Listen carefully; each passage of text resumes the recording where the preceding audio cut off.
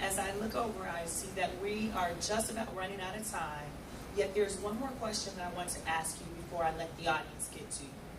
And the question that I want to ask you is a question that I recognize that led you to create Up All Night. And something that you mentioned in the book is about relationships, that the real relationship starts with ourselves.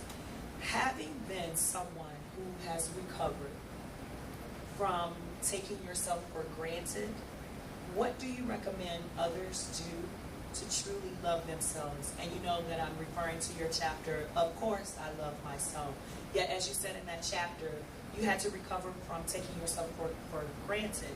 So understanding that you've done that, what would you recommend that other people do for themselves so that way they are not taking themselves for granted and they can show that they love themselves? I think one of the ways you start off at developing a relationship with yourself is understanding that there is actually different types of relationships that a person can have with themselves. And we take ourselves for granted because we always want to be there with ourselves. We're not going anywhere. But you can actually have a hostile relationship with yourself. You can have a non-caring relationship with yourself. You can have an intolerant relationship with yourself. You can even have a hated relationship with yourself, according to the things you've done to yourself. So one of the things I would look at in the beginning is taking a fearless moral inventory of yourself and taking a good look at not only your inadequacies and your strengths, taking a good look at the things you have done to yourself historically to create harm in your life. Places you put yourself, the harm you've done to yourself. You're an addict. If you're an addict, using drugs. If you put yourself in very sick relationships, putting yourself in an abusive relationship and staying in an abusive relationship. Things you do to harm your body. Things you do to harm your ability to succeed.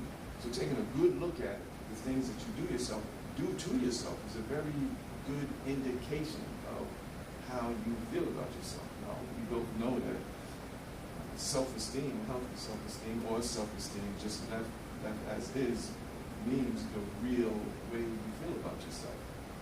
So if you're talking about the real way you feel about yourself, you have to look at how you treat yourself, and that will pretty much determine that. And if you're treating yourself in a way that makes you feel worse about yourself, you have to change some behavior patterns. But in order for you to change those behavior patterns, you have to be able to identify this is what you're doing to yourself, this is what's going on in your life, this is how you feel about yourself, and this is what type of relationship you actually have with yourself. I would pretty much start there.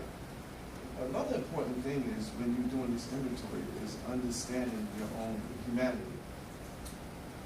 I'm a human being. I do have inadequacies. I do have strengths. There's things about me that I'm going to have to deal with. And I cope with life even having these things. I've never, even through recovery, I never turned out to be a perfect person. I just turned out to be a person that can cope with my weaknesses and my strengths.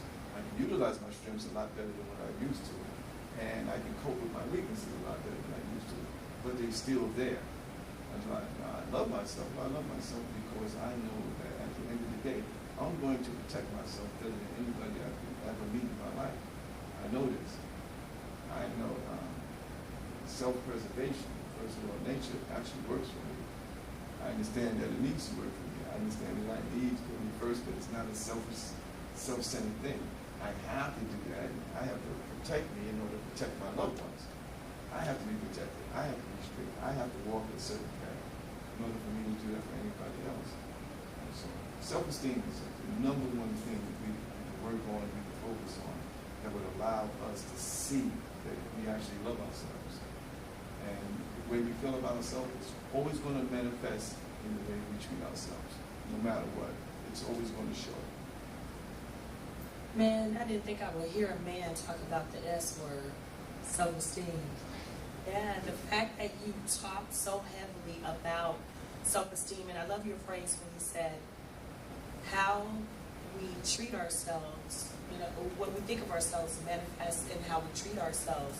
So the fact that you said for how you recovered from taking yourself for granted, you got in touch with your self-esteem. You recognized, as you said, when you're taking care of you, you can then take care of your family. When you think highly of yourself, you can then act in a way as treating yourself with respect as well as with others as well. Man, you said so many good things in that point that I'm pausing some of the comments that I want to make. I'm coming back when we get to the second round. I want to make certain that I come back to that self-esteem component again. Yet I really do thank you for taking this moment to sit down with me one-on-one so I could get more in depth with some of the questions that came to mind when I read Up All Night. Yet we're going to take a break. The visitors will come back and play. That'll give you an opportunity to prepare yourself, because we got an audience out here that's looking to ask you some questions, and you don't know what's coming from them. So you knew what was coming from me. You don't know what's coming from them. So we'll let the visitors come back, take us into the next cosmos with some more creative jazz, and when they're done, be prepared for the audience. Thank you very much. All right, thanks, Benjamin. Thank you. Visitors, take it away.